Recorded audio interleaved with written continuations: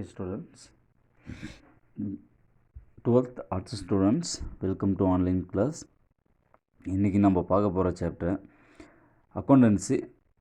அக்கௌண்டன்சியில் first unit incomplete ரெக்கார்ட்ஸில் 2 proforma நம்ம இதுக்கு வரைக்கும் பார்த்துருக்கணும். ஃபஸ்ட்டு ப்ரொஃபார்மா மெத்தட் என்ன அப்படின்னு சொல்லி பார்த்தீங்கன்னா, find out a calculation of profit and loss. Second statement affairs. இது ரெண்டுமே ஒரு முறையானது இல்லை, சரியா? அப்போ நெக்ஸ்ட்டு இது ஏனோதானமாக தான் நம்ம ரெடி பண்ண முடியும், ஆவரேஜாக தான் ரெடி பண்ண முடியும். ஃபுல் அண்ட் ஃபுல் ட்ரூ வேல்யூவாகவும் ஃபேர் வேல்யூவாகவும் இதில் நம்ம காட்ட முடியாதுங்கிறது நம்மளுக்கு தெரியும். சரி, இப்போ இதில் ரொம்ப முக்கியமானது என்னது? Debtors, creditors. இதை நம்ம பார்த்துடலாம். டெப்டார்ஸ், கிரெடிட்டர்ஸ் அப்படிங்கிறது என்ன அப்படின்னு பார்த்தீங்கன்னா, கடனாளிகள், கடனீந்தோர். டெப்டர்ஸுங்கிறது கடனாளிகள், கிரெடிட்டர்ஸுங்கிறது கடனீந்தோர். இவங்களுக்கு கணக்கு ரொம்ப முக்கியம். கடனாளிங்க யார் யார், கடனீந்தோர் யார் யார், சரியா? அவங்களுடைய கணக்கு வழக்கு என்ன, இதை தான் நம்ம சொல்கிறோம். அதில் என்னென்ன மென்ஷன் ஆகும், அந்த ப்ரொஃபார்மாவில் அந்த அட்டவணையில் என்னென்ன வரும் அப்படிங்கிறது தான். இப்போ நம்ம 11th லெட்ஜர் போட்டிருப்போம். லெட்ஜர் பொறுத்த வரைக்கும் நம்மளுக்கு என்ன, டேட்டு, பர்டிகுலர்ஸ், ருபீஸ், இதுதான். அதே மாதிரி டேட்டு, பர்டிகுலர்ஸ், ருபீஸ் அப்படிங்கிற டைப்பில் போட்டிருப்போம். ஆனால் இங்கே நம்ம அந்த ஃபார்மேட் எப்படி பண்ணுறோம்னா, அங்கே ஒவ்வொரு அக்கௌண்ட்டையும் செப்பரேட்டாக, கேஷ்னா கேஷ் அக்கௌண்ட்டு, பேங்க்னா பேங்க் அக்கௌண்ட்டு, ரியலில் வரக்கூடிய fixed asset, land account, building account, plant account, machinery account, ஓகேவா? நபர்ஸ் வந்தால் அவங்களுடைய பர்சனல் நேம் அக்கௌண்ட்டு, ஓகேவா? இது எல்லாமே, இது இல்லாமல் நம்மளுக்கு நாமினலாக வரக்கூடிய எக்ஸ்பென்சஸ், இன்கம், பேட் டெப்ட்ஸ், இது மாதிரி அதர், இது எல்லாமே நாமளாக ஒரு பேரை க்ரியேட் பண்ணியிருக்கணும், சரியா? நாமினலுங்கிறது ஒரு பெயரளவு கணக்கு. இது மாதிரி இருக்கும்போது நம்ம அங்கே அப்படி டைப் பண்ணியிருப்போம். ஆனால் இங்கே டோட்டலாக டிஃப்ரென்ஸ் வேரியேஷன் என்ன அப்படின்னு சொல்லி பார்த்தீங்கன்னா, first find out the calculation in capital. Closing capital என்ன, அது க்ளோசிங் க்ளோசிங் கேபிட்டலை ஃபைண்ட் அவுட் பண்ணுவோம். இல்லை க்ளோசிங் கேபிட்டலை வச்சுக்கிட்டு ஓப்பனிங் கேபிட்டல் என்னென்னு, க்ளோசிங் கேபிட்டல் அதர்ஸ் கொடுத்துருவோம், ஓப்பனிங் கேபிட்டல் கண்டுபிடிக்கணும். இல்லைனா ட்ராயிங்ஸ் கண்டுபிடிக்கணும். இல்லைனா அடிஷ்னல் கேபிட்டல் எவ்வளோன்னு கண்டுபிடிக்கணும். இது calculation of profit and loss.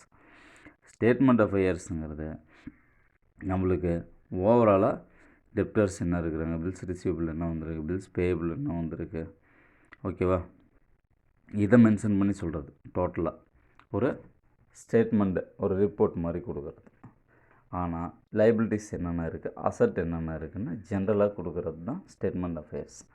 ஆனால் இந்த இதில் ஒன் ஆஃப் த பார்ட் என்ன அப்படின்னு சொல்லி பார்த்திங்கன்னா, நம்மளுக்கு டெப்டர்ஸ் ரொம்ப முக்கியமான நபர். கடனாளிகள் ரொம்ப முக்கியமான நபர்கள். இப்போ இந்த கடனாளிகள் முக்கியமான நபர்கள். கடனாளிகளுக்கு தனியாக ஒரு ஃபார்மேட் உண்டு, சரியா?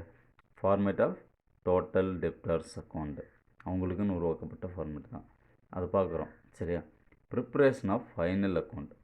ஃபைனல் அக்கௌண்ட் நம்ம ப்ரிப்பேர் பண்ணும்போது இன்கம்ப்ளீட் ரெக்கார்ட்ஸில் the accounts is incomplete information இருக்கிறதுனால, ரெவன்யூவாக இருந்தாலும் சரி, எக்ஸ்பென்சஸாக இருந்தாலும் சரி, அசட்ஸ் ரிலேட்டடானது, லைபிலிட்டி ரிலேட்டடானது எல்லாமே நாட் நவுன்லி ஃபுல்லி, எல்லாமே ப்ராப்பராக ஃபுல்லியாக இருக்குமான்னு சொன்னால் இருக்காது. அப்போ difficulties prepare the trading profit and loss account. இப்போ டிஃபிகல்ட் இருக்கிறதுனால தான் trading profit and loss account and balance sheet நம்மளால் என்ன பண்ண முடியாது, போடுறது சிரமம். அப்போ available data, missing figures found out the final account can be prepared. அப்போ ஃபைனல் அக்கௌண்ட் ப்ரிப்பேர் பண்ணணும்னு என்ன வேணும், நம்மளுக்கு மிஸ்ஸிங் ஃபிகர் எல்லாமே கரெக்டாக இருக்கணும், அவைலபிள் டேட்டாஸ் கிடைக்கணும், ஓகேவா? அப்போ தான் நம்ம ஃபைண்ட் அவுட் பண்ண முடியும் ஃபைனல் அக்கௌண்ட்டு, ஓகேவா? அதை வச்சுட்டு தான் நம்ம trading profit and loss, balance sheet prepare பண்ண முடியும். ஆனால் அந்த மூணுமே இங்கே எதுவுமே ப்ரிப்பேர் பண்ண முடியாதனால இங்கே நம்மளுக்கு என்ன ஸ்டெப்ஸ் கொடுக்குறோம்னு பார்த்தீங்கன்னா, ஸ்டேட்மெண்ட் அஃபேராக தான் போடணும். ஸ்டேட்மெண்ட் அஃபேருக்கு பின்னாடி ஒவ்வொருத்தருடைய செப்பரேட் அக்கௌண்ட்டை நம்ம பார்க்குறோம். அந்த ஒவ்வொருத்தருடைய செப்பரேட் அக்கௌண்ட்டில் ஒவ்வொரு செப்பரேட் அக்கௌண்ட்டு அந்த ஷெட்யூலில் கொடுத்த அந்த லிஸ்டட் சில இந்த இதை மட்டும் எழுதிக்கலாம் அப்படின்னு சொல்லி கொடுத்துருக்குறாங்க, ஓகேவா? அது என்ன அப்படின்னு சொல்லி பார்த்தீங்கன்னா,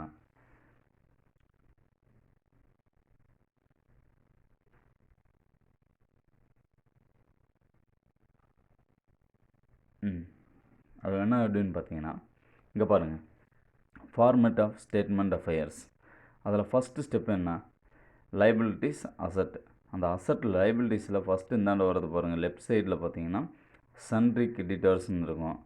அசட் சைடில் முக்கியமான இங்கே சன்ட்ரி கிரெடிட்டர்ஸ்னால் அங்கே சன்ட்ரி டெப்டர்ஸ். ஓகேவா, இங்கே பர்பில் கடனீந்தோர் அப்படின்னு லைபிலிட்டி பொறுப்பில் வந்துச்சுன்னு வச்சுக்கவே, அந்த பக்கம் பர்பில் கடனாளிகள் அப்படின்னு அர்த்தம். சரியா, அப்போ இவங்க 2 பேர்த்துடைய கணக்கை நம்ம செப்பரேட்டாக பார்க்கணும். இது மட்டும் பார்க்குறதில்ல, நெக்ஸ்ட் என்ன பார்க்குறோன்னா, இதில் ரொம்ப முக்கியமாக நம்ம எதை எடுத்துக்கிறோம் அப்படின்னு சொல்லி பார்த்தீங்கன்னா, பில்ஸ் ரிசீவபிள், பில்ஸ் பேயபிள், அதே மாதிரி சன்ட்ரி டெப்டர்ஸ், சன்ட்ரி கிரெடிட்டர்ஸ், இந்த அக்கௌண்ட்டை வந்து நம்ம எடுத்துக்கிறோம். Bills receivable, bills payable, sundry debtors, sundry creditors, இதை வந்து நம்ம எடுத்துக்கிறோம். இப்போ சன்ட்ரி டெப்டர்ஸு, சன்ட்ரி கிரெடிட்டர்ஸ் அக்கௌண்ட்டை ஃபஸ்ட்டு பார்ப்போம். அடுத்தது bills receivable account, bills payable அக்கௌண்ட்டை பார்ப்போம். சரியா, இது ரெண்டும் இம்பார்ட்டன்ட். இதை தான் நம்ம தனி ஒரு ஃபார்மேட்டில் பார்க்குறோம். இதில் என்னங்க சார் தெரிஞ்சிக்க போகிறோம் அப்படின்னு சொல்லி பார்த்தீங்கன்னா, இப்போ ஃபார்மேட்டு சொல்லிடுறேன் ஒன்ஸு.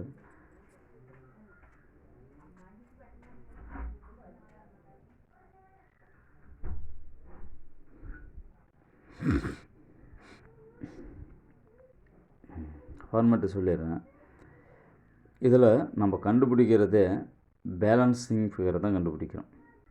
சரியா, அந்த பேலன்சிங் ஃபிகர் நம்மளுக்கு என்னென்னா, டெப்டார்ஸ் அக்கௌண்ட்டில் நல்லா மைண்டில் வச்சுக்கணும். டெப்டார்ஸ் அக்கௌண்ட்டில் மட்டும்தான் நம்ம என்ன பண்ண முடியும்னா, கஸ்டமருடைய கிரெடிட் பேலன்ஸ் அப்படின்னு சொல்லக்கூடிய சேல்ஸ் எவ்வளோ சேல்ஸ் பண்ணியிருக்கிறாங்க, இன்னும் கிரெடிட் கடனுக்கு வர வேண்டிய பேலன்ஸ் இன்னும் எவ்வளோ இருக்குது அப்படிங்கிறத நம்ம ஃபைண்ட் அவுட் பண்ணுறதுக்கு தான் மொத்த டெப்டார்ஸ் அக்கௌண்ட்டை ஃபாலோ பண்ணுறது. ஓகேவா, டெப்டார்ஸ் அக்கௌண்ட்னா என்ன, அதில் என்ன வரக்கூடிய பேலன்சிங் ஃபிகர் நம்மளுக்கு என்னவா வரும் அப்படின்னு சொல்லி பார்த்தீங்கன்னா, கிரெடிட் சேல்ஸ், கடனுக்கு விற்பனை செய்தது எவ்வளோ, அப்போ நம்ம எவ்வளோ சேல் பண்ணியிருக்கிறோம், எவ்வளோ பில்லெல்லாம் வந்துருக்குது, இன்னும் கடனுக்கு விற்றது வந்து எவ்வளோ இருக்குது அப்படிங்கிற இந்த இருப்பை தெரிஞ்சுக்கிறதுக்கு தான் டோட்டல் டெப்டர்ஸ் அக்கௌண்ட் ஓப்பன் பண்ணுறோம். நல்லா மைண்டில் வச்சுக்கோங்க. டோட்டல் டெப்டர்ஸ் அக்கௌண்ட் எதுக்குன்னா, ஒரு ஓனர் வந்து எவ்வளோ பொருளை சேல் பண்ணியிருக்கிறாரு அப்படின்னு தெரிஞ்சுக்கிறதுக்காக. டோட்டல் கிரெடிட்டர்ஸ் அக்கௌண்ட்டை பொறுத்த வரைக்கும் ஒரு ஓனர் எவ்வளோ பொருளை வாங்கியிருக்காரு, அப்போ கிரெடிட் பர்ச்சேஸ், இதை தான் நம்ம பார்க்க போகிறோம். சரி, இப்போ ஃபஸ்ட்டு ஸ்டெப்பு, இந்த டோட்டல் டெப்டர்ஸ் அக்கௌண்ட்டில் ஃபஸ்ட்டு ஸ்டெப் என்னன்னு பார்த்தீங்கன்னா, opening statement affairs is to be prepared. First opening statement affairs prepare பண்ணிடுவாங்க. முன்னாடியே நம்ம பார்த்தோம்ல, அந்த ப்ரொஃபார்மா பிரகாரம் ப்ரிப்பேர் பண்ணிடணும். அதை நம்ம சம்மு போடணும். ஏன்னா இது 3ஐயும் கம்பேர் பண்ணி நம்ம சம் போட்டோம்னா தான் நம்மளுக்கு வந்து கான்செப்டே புரியும். டு அசர்டைன் ஓப்பனிங் கேபிட்டல், அதில் வந்து நம்ம எதை அசர்டைன் பண்ணுறோம், எதை தீர்மானிக்கிறோம்னா, ஓப்பனிங் கேபிட்டல் எவ்வளோ, க்ளோசிங் கேபிட்டல் கொடுத்துருப்போம், ஆனால் இடையே இன்பிட்வீனில் நம்மளுக்கு ஓப்பனிங் கேபிட்டல் எவ்வளோ இருந்திருக்கும் அப்படிங்கிறதையும் அசர்டைன் பண்ணுறோம். Second, missing figures must be found out with the available data. அப்போ என்னென்ன ஃபிகர்ஸ் வந்து வெளியில் போச்சு, எது அவைலபிளான டேட்டா இருக்குது, அந்த டேட்டாவை வச்சுக்கிட்டு நம்ம என்ன பண்ண போகிறோம்னா, preparing the memorandum of account, making necessary adjustment existing figures. ஒரு மெமோரண்டம்ங்கிறது அமைப்பு முறையீடு, நம்மளாக ஒரு அமைப்பு முறையீட்டை உருவாக்குறது. ஓகேவா, is become necessary to prepare cash book to find out the missing items such as a cash purchase or cash sales. அப்போ இங்கே நம்ம ஃபைனல் அக்கௌண்ட்டில் இன்கம்ப்ளீட் ரெக்கார்ட்ஸில் இது வந்து ப்ரிப்பேர் பண்ணுறதுக்கு காரணம், ஸ்டேட்மெண்ட் அஃபேர்ஸை வச்சுட்டு எதை ப்ரிப்பேர் பண்ணுறோன்னு பார்த்தீங்கன்னா, டோட்டல் டெப்டர்ஸ் அக்கௌண்ட்டை ஓப்பன் பண்ணி கிரெடிட்டுக்கு எவ்வளோ சேல்ஸ் பண்ணியிருக்கிறதுன்னு கண்டுபிடிச்சிக்கலாம். அது லெஃப்ட் சைட் பேலன்ஸ் ஃபிகராக வரும். அதே மாதிரி டோட்டல் கிரெடிட்டர்ஸ் அக்கௌண்ட்டை ஓப்பன் பண்ணி நம்மளுக்கு கிரெடிட் பர்ச்சேஸ் எவ்வளோ ஆச்சுன்னு சொல்லி கண்டுக்கலாம். டெப்டர்ஸ் அக்கௌண்ட்டில் சேல்ஸையும் கிரெடிட்டர்ஸ் அக்கௌண்ட்லேயே பர்ச்சேஸையும் கிரெடிட்டுக்கானதை வேல்யூ பண்ணுறது தான் கான்செப்ட். அடுத்தது, by preparing total debtors account and total creditors account, credit sales and credit purchase ascertain the respectively, அதுதான் நான் சொன்னது தான். அப்போ இது ரெண்டும் எவ்வளோ அப்படின்னு சொல்லி நம்மளால் தீர்மானிக்க முடியும். Bills receivable account and bills payable account are to be prepared to find out the balance of bills receivable, received a bills payable, accepted. இப்போ டெப்டர்ஸுக்கு வந்து இதில் ஒரு கான்செப்ட் என்னன்னு பார்த்தீங்கன்னா, டெப்டர்ஸ் பொறுத்த வரைக்கும் பில்ஸ் ரிசீவபிளா சார், பில்ஸ் பேயபிளா? ஆனால் டெப்டர்ஸ் தான் பில்ஸ் வாங்கிக்கிறான், நல்லா புரிஞ்சுக்கோங்க. ஏன்னா வெளியில் இருந்து பொருளை வாங்கிட்டு வரான், அவன் தான் கடனாளி. அவன் வாங்கிட்டு வர பில்ஸ் எல்லாமே அவங்க கையில் தான் இருக்கும். சரியா, நம்ம யாருக்கு எவ்வளோ தரணும், எவ்வளோ சேல்ஸ் பண்ணியிருக்கிறோம் அப்படிங்கிறது. அப்போ வாங்கிட்டு வந்து நம்ம சேல் பண்ணுறோம்னு வச்சுக்கோங்களேன். இதை சிம்பிளாக நம்ம எப்படி புரிஞ்சிக்கலாம் அப்படின்னு சொல்லி பார்த்தீங்கன்னா, பில்ஸ் ரிசீவபிள் பர்சன் யார் அப்படின்னு சொல்லி பார்த்தீங்கன்னா டெப்டர்ஸ். பில்ஸ் பேயபிள் பர்சன் யார் அப்படின்னு சொல்லி பார்த்தீங்கன்னா கிரெடிட்டர்ஸ். இதை மைண்டில் வச்சுக்கணும். அப்போ டெப்டர்ஸில் தான் பில்ஸ் ரிசீவபிள் வரும், கிரெடிட்டர்ஸில் தான் பில்ஸ் பேயபிள் வரும். டெப்டர்ஸ் எந்த சைடு இருக்குது? இதில் டெப்டர்ஸுடைய பேலன்ஸ் எந்த சைடு நம்ம எழுதுவோம்? டெப்டர்ஸ் அக்கௌண்ட்டில் கேஷ் பேலன்ஸுன்னு மேலே இருக்கா, பேங்க் பேலன்ஸுன்னு இருக்கா? அப்போ டெப்டர்ஸுடைய கேஷ் பேலன்ஸ் ரிசீவ் பண்ணது எவ்வளோ, அவர் வாங்கிட்டது எவ்வளோ. பேங்க் பேலன்ஸ் செக் ரிசீவ்டு, ஓகேவா, அக்கௌண்ட்டில் வந்து ரிசீவ் பண்ணது பேங்க்கில் எவ்வளோ, அதை இந்தாண்ட கிரெடிட் சைடில் எழுதுகிறோம். டெபிட் கிரெடிட் இதில் முக்கியம். டெபிட்டுங்கிறது இங்கே பற்று, கிரெடிட்டுங்கிறது இங்கே வரவு. சரியா, அடுத்து பாருங்கள். Bills receivable account, bills payable account prepare the find out the balance of bills receive அதே மாதிரி bills payable accepted respectively. Okay, the final step to be prepare the trading and profit and loss account and balance sheet. இதை வச்சுட்டு தான் நம்ம கடைசியாக find out பண்ணுறது. Trading, profit and loss account, balance ஷீட்டை prepare பண்ணலாம். ஆனால் கம்பல்சரி ப்ரிப்பேர் பண்ண முடியுமான்னு பார்த்தீங்கன்னா, இந்த ஃபார்மேட் சப்போர்ட் ஆகுமான்னு பார்த்தீங்கன்னா சப்போர்ட் ஆகாது. அப்போ நம்ம என்ன பண்ணலாம், ரிப்போர்ட் தெரிஞ்சுக்கலாம். பில்ஸ் ரிசீவபிள் எவ்வளோ கலெக்ட் பண்ணியிருக்கிறோம், பில்ஸ் பேயபிள் வந்து எவ்வளோ கொடுத்துருக்குறோம், அதே மாதிரி டோட்டல் டெப்டர்ஸ் எவ்வளோக்கு கிரெடிட்டுக்கு சேல்ஸ் பண்ணியிருக்கிறோம், எவ்வளோ கேஷ் வந்து நம்ம வாங்கியிருக்கிறோம், எவ்வளோ பேங்க்லேருந்து நம்ம ரிசீவ் பண்ணியிருக்கிறோம். நல்லா புரிஞ்சுங்க. டெப்டர்ஸ் வந்து பேங்க்கில் எவ்வளோ ரிசீவ் பண்ணியிருக்கிறாங்க, கேஷாக எவ்வளோ வாங்கியிருக்கிறாங்க, இன்னும் கிரெடிட்டுக்கு வர வேண்டியது எவ்வளோ இருக்குது, ஓகேவா. அப்போ எவ்வளோ பில்ஸ் வந்து அவங்க ரிசீவ் பண்ணியிருக்கிறாங்க அப்படிங்கிறது டெப்டர்ஸ் அக்கௌண்ட்டு தெரிஞ்சுக்கலாம். கிரெடிட்டர்ஸ் அக்கௌண்ட்டை பொறுத்த வரைக்கும் கேஷ் எவ்வளோ கொடுத்துருக்குறோம், எவ்வளோ கேஷ் வந்து பேங்க்கில் வந்து பே பண்ணியிருக்கிறோம், இன்னும் எவ்வளோ நம்ம பில்ஸ் வந்து பேயபிள் பண்ணோம். அப்போ கிரெடிட்ஸ் பர்ச்சேஸ் வந்து என்ன நிலமையில் இருக்குன்னு கிரெடிட்டர்ஸ் அக்கௌண்ட்டை ஃபைண்ட் அவுட் பண்ணிக்கலாம். இப்போ இந்த ஃபார்மேட்டு ரொம்ப ரொம்ப முக்கியம். இது வரைக்கும் நம்ம ஒரு 2 ஃபார்மேட் பார்த்துருக்குறோம். 3வது ஃபார்மேட் ரொம்ப ரொம்ப முக்கியம். சரியா, இந்த total debtors, total creditors, bills receivable, bills payable, இதை கம்பேர் பண்ணி வர சம் வந்து 5 மார்க்கு கம்பல்சரி உண்டு. சரியா, இண்டிவிஜுவலாக டெப்டர்ஸ் அக்கௌண்ட்டில் வந்து கிரெடிட் சேல்ஸை மட்டும் கண்டுபிடிக்க சொன்னால் 3 மார்க் சம்மாவோ 2 மார்க் சம்மாவோ கன்சிடர் பண்ணலாம். சரி, ரைட். இப்போ டு பேலன்ஸ் பாரோட் அமௌண்ட் அப்படிங்கிறது என்ன அப்படின்னு பார்த்தீங்கன்னா, லெஃப்ட் சைடில் பாருங்கள். லெஃப்ட் சைடு எப்பயுமே நம்மளுக்கு வந்து லெஜர் ஃபார்மேட்டு தான். லெஜர் ஃபார்மேட்டு உங்களுக்கு தெரியும், 11th நம்ம பார்த்துருப்போம். டெபிட் சைடில் வந்தால் 2, கிரெடிட் சைடில் வந்தால் பை. அப்போ கிரெடிட் சைடு ஏன் பை அப்படின்னு சொல்லி பார்த்தோம்னா, நம்ம வாங்குறது எல்லாமே கிரெடிட் சைடு தான், ஓகேவா. அப்போ கொடுக்கறது எல்லாமே டெபிட் சைடு. அப்போ டெபிட் சைடு வந்து ரெஸ்பான்சிபிலிட்டிஸ் என்ட்ரியை வந்து டெபிட் சைடு காட்டுறோம். கிரெடிட் சைடு வந்து பெனிஃபிட் என்ட்ரிஸ் வந்து கிரெடிட் சைடில் காட்டுறோம். அப்போ பெனிஃபிஷரி என்ட்ரி வந்து என்னென்ன அப்படின்னு சொல்லி பார்த்தீங்கன்னா, கேஷ் வாங்கிக்கிறோம், ரிசீவ் பண்ணிக்கிறோம், பேங்க்கில் இருந்து பணத்தை ரிசீவ் பண்ணிக்கிறோம், செக்காவோ யார் கேஷாவோ. டிஸ்கவுண்ட் அலௌட் பண்ணிக்கிறோம். டிஸ்கவுண்ட் வந்து அலௌடு அப்படின்னா நாம் ஏற்றுக்கிறது. சரியா, டிஸ்கவுண்ட் ஏற்றுக்கொள்ளப்பட்டது, தள்ளுபடி ஏற்றுக்கொள்ளப்பட்டது அப்படின்னு சொல்கிறோம். நாம் சேல் பண்ணிகிட்ருக்குறோம்பா. டெப்டர்ஸ் என்ன பண்ணுறான், சேல் பண்ணிகிட்ருக்குறான். சேல் பண்ணிகிட்ருக்கும்போது நிறையா கஸ்டமருக்கு வந்து பொருளை கொடுக்குறான். அப்போ இவங்களுக்கு வந்து ஒவ்வொருத்தருக்கும் ஒவ்வொரு மாதிரி கொடுப்பான். எப்படின்னா, அதிகமாக பொருள் வாங்குறவங்களுக்கு வந்து 10% டிஸ்கவுண்ட் கொடுக்குறான்னு வச்சுக்கோங்க. கம்மியாக வாங்குறவங்களுக்கு 5% டிஸ்கவுண்ட் கொடுக்குறது. இது வந்து அவன் என்னது, டிஸ்கவுண்ட் அலௌடு. அடுத்தது சேல்ஸ் ரிட்டன். நம்ம சேல் பண்ணிட்டோம், சேல்ஸ் பண்ண பொருளை திரும்ப ரிட்டன் நம்ம கைக்கு வந்துடுச்சு. அப்போ நம்மளுடைய உள்ளே வந்துடுச்சு, நமக்கு நிறுவனத்துக்குள்ளேயே வந்துடுச்சு. ஸ்டாக் ஆஃப் த குட்ஸாவோ இல்லை ரிட்டர்ன் ஆஃப் த குட்ஸாவோ வந்துடுச்சுன்னு வச்சுக்கோவா. அடுத்தது பேட் டெப்ட்ஸ், வராத கடன். வராத கடனுக்கு யார் பொறுப்பு, கடனாளிங்க தான் பொறுப்பு, ஓகேவா. கடனாளிங்க தான் சேல் பண்ணுறாங்க, வராத கடனுக்கு அவன் தான் பொறுப்பு. ஓகே, அடுத்தது பில்ஸ் ரிசீவபிள், பில்ஸ் ரிசீவ்டு. நீங்கள் கொடுத்த பில்லை வந்து எத்தனை கஸ்டமருக்கு கொடுத்தீங்க, அதில் வந்து எத்தனை பில் வந்து நீங்கள் என்ன ரிசீவ் பண்ணிக்கிட்டீங்க. எப்பயுமே நம்ம ஒரு ஸ்பெசிமென் காப்பி கொடுப்போம். ஒரு கடனுக்கு வந்து ஒரு பொருளை கொடுக்குறோம்னு வச்சுக்கோங்களேன், நம்மக்கிட்ட ஒரு காப்பி வச்சுருப்போம், அவங்கக்கிட்ட ஒரு காப்பி கொடுப்போம்.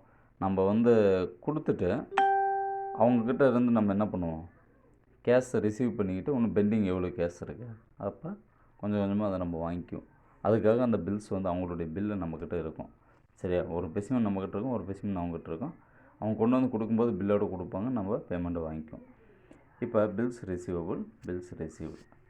அடுத்தது ஓப்பனிங் பேலன்ஸ். டெப்டார்ஸுடைய ஓப்பனிங் பேலன்ஸ் எப்பயுமே மேலே எடுத்த உடனே டோட்டல் டெப்டார்ஸ் அக்கௌண்ட் எழுதணும்ல, அதில் மேலே கார்னரில் ஃபஸ்ட்டு கார்னரில் டெபிட் பர்டிகுலர்ஸ் டேபிள் போட்டுட்டு ஃபஸ்ட்டு கார்னரில் லெஃப்ட் சைடில் மேலே டு பேலன்ஸ் பாரோ டவுன் எழுதணும். அந்த பாரோ டவுன் அப்படிங்கிறது என்ன அப்படின்னு சொல்லி பார்த்தீங்கன்னா ஓப்பனிங் பேலன்ஸ் ஆரம்ப. இப்போ டெப்டார்ஸுடைய ஓப்பனிங் பேலன்ஸ் 50,000 ரூபா இருக்குது, டெப்டார்ஸுடைய க்ளோசிங் பேலன்ஸ் 90,000 ரூபா இருக்குது. இப்போ ஓப்பனிங் பேலன்ஸ் எந்த பக்கம் எழுதணும், லெஃப்ட் சைடில் கார்னரில் எழுதணும். க்ளோசிங் பேலன்ஸை ரைட் சைடில் எண்டில் எழுதணும். எப்பயுமே ஓப்பனிங் ஆரம்பமாகவும் க்ளோசிங் கடைசியாகவும் தான் நம்மளுக்கு வரும். சரியா? அடுத்தது இப்போ கிரெடிட் சைடு நம்ம பார்த்துட்டோம். இது எல்லாமே உள்ள டெப்டர்ஸுக்கு வருது. இப்போ டெப்டர்ஸு ஓப்பனிங் பேலன்ஸ் ஆரம்பம் எழுதிட்டோமா, கடனுக்கு எவ்வளோ சேல் பண்ணியிருக்கிறீங்க அதை தான் நம்ம கண்டுபிடிக்க போகிறோம். இங்கே பாருங்கள், இந்த டு சேல்ஸ் அக்கௌண்ட்டு டெபிட் சைடில் வருது, டு விற்பனை கணக்கு கடனுக்கு விற்றது. இது நம்மளுக்கு தெரியாது, இதை விட்டு மற்றது எல்லாமே ஃபில் பண்ணோம்னா இது நம்மளுக்கு பேலன்சிங் ஃபிகராக கிடைச்சிடும். அடுத்தது to bank account check dishonour. இப்போ பேங்க்கில் வந்து நீங்கள் செக்கு கஸ்டமர் கொடுத்த செக்கு கஸ்டமருக்கு சேல் பண்ணியிருக்கிறீங்க, அவங்ககிட்ட செக்கு வாங்கியிருக்கிறீங்க. அந்த செக்கை கொண்டு போய் நீங்கள் பேங்க்கில் கலெக்ஷனுக்கு போடுறீங்க. கலெக்ஷனுக்கு போடும்போது அவங்க அக்கௌண்ட்டில் பணம் இல்லை. அப்போ அந்த செக் என்ன ஆயிரும், டிஸானர் ஆயிரும், நிராகரிக்கப்பட்டு விடும். அந்த நிராகரிக்கப்பட்டு விட்ட செக்குடைய தொகை வந்து நம்மளுக்கு என்ன ஆகும், பெனால்ட்டியாவோ இல்லை ஏதோ ஒரு ரீசனோடைய நம்மளுக்கு ஒருத்தன் பெனால்ட்டி போடலாம், சில இது அக்கௌண்ட்டில் பெனால்ட்டி போட மாட்டாங்க. அப்போ செக்கு வேல்யூ பொறுத்து அது மாறும். அப்போ அந்த செக்கு டிஸானர் ஆயிடுச்சுன்னா அந்த டிஸானர் ஆன தொகையை, ஏன்னா நம்ம கணக்கு கொண்டு வரணும்ல, அதனால் அதை காட்டும். அடுத்தது பில்ஸ் டிஸானர்.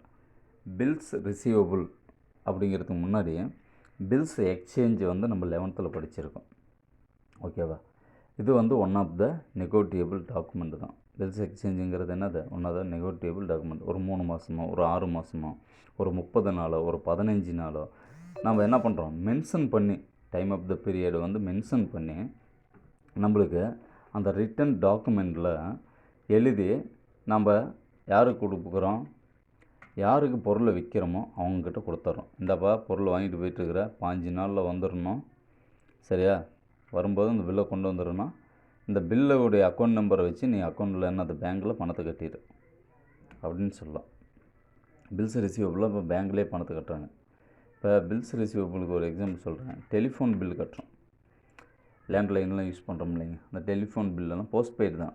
அதை என்ன பண்ணுறோம், நேரடியாகவோ இதில் கட்டுறோம்ல. அப்போ அது வந்து ஒரு வித்தின் பீரியடுக்குள்ளே, எப்படி கரண்ட் பில் எப்படி வந்து 1 மந்த்துக்கு கட்டுறோம்ல, அது மாதிரி வித்தின் பீரியடுக்குள்ளே கட்டுறதுக்கு நிறுவனங்கள்லேயும் இந்த மெத்தடை டாக்குமெண்ட்டை ஃபாலோ பண்ணுறோம்.